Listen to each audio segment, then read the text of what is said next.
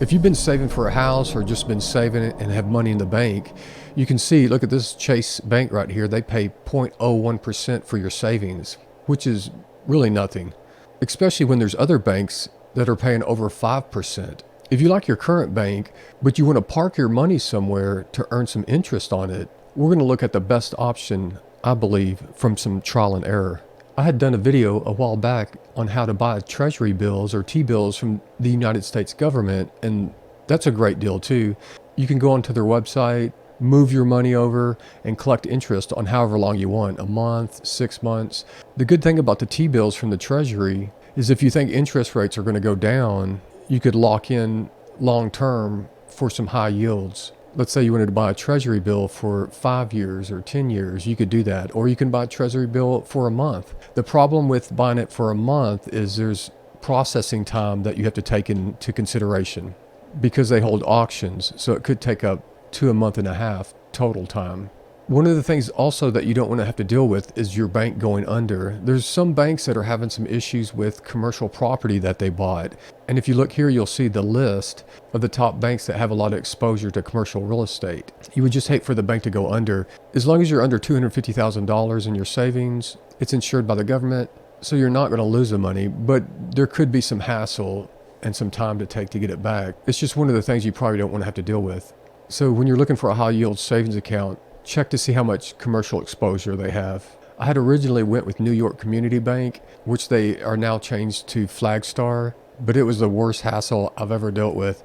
Just trying to move the money over there, they hold it for 9 days, and then you count the weekends on top of that. So there's a minimum of 2 weeks your money's going to be tied up. And then when you try to get your money out, they only allow so much out at a time. And that's one of the things that you have to be careful with. A lot of these high yield savings account, they'll definitely take your money in. They'll take 200,000, 250,000 in. But when you try to get that money out, they can put limits on it.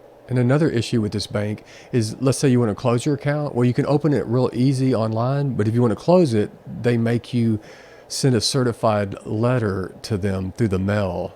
After going through all the different banks, the 2 banks that I narrowed it down to was CIT Bank, CIT Bank, I guess you could call it. And then the other one was Western Alliance Bank. Some of the reasons are, at CIT Bank, you get 4.65 yield, which is really good. It's one of the top ones. And then Western Alliance is way up there at 5.36. You wouldn't think that small percentage would make much of a difference, but we're going to look at and see how much a percentage that makes.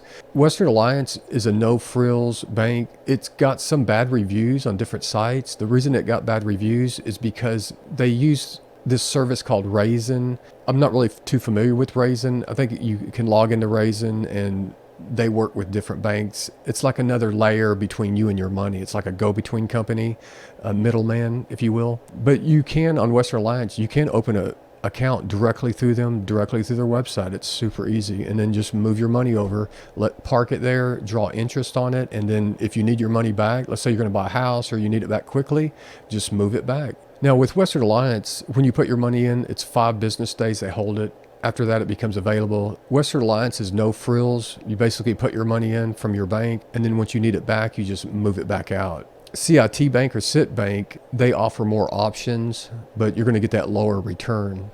Another good point for Western Alliance Bank is you can pick up the phone and call them and talk to a person on the phone. They'll answer any questions you have, and same with CIT Bank. So those are both great options. Another bank that I had tried was called Milli, M-I-L-L-I. They have 4.75% interest, which is really good. And I had no complaints about this bank. It's all done through your phone. It's super easy. If you need support, you do it all through chat. You can't call anyone, but the chat was really good. Anytime I had a question, they promptly answered it. Their app was really neat too. As you can see these numbers right here, you can watch your money as it grows, as you get that interest every day. So it's neat getting to see it grow like that. The 2 downsides for Milli, the biggest being you could move $250,000 out of the account, but you could only move 10,000 at a time. So you'd have to make, if you had 250,000, you have to do 25 individual transfers. So I thought that was just too much of a hassle, which is interesting because they'll let you bring in $250,000, but then they make it harder for you to get it out. And a lot of banks are like that. They hold your money captive. And another thing, Milli is 4.75% interest. Western Alliance beats that. So let's take a look at Western Alliance. Let's take a look at how much interest you can earn and why 5.36 is better than the others. Now, just like any of the banks, this can change depending on what the Federal Reserve does with interest rates. Let's take a look at some numbers. Now here's Citibank, and they got 4.65% interest.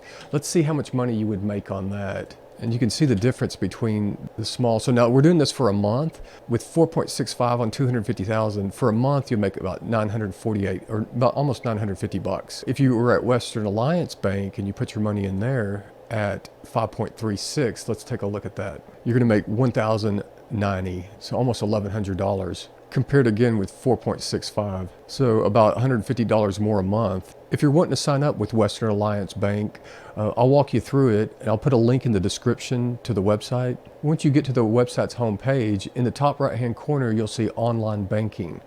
If you click online banking and then click the down arrow and choose personal, and then click go, and then you're going to land on this page which says select your banking division.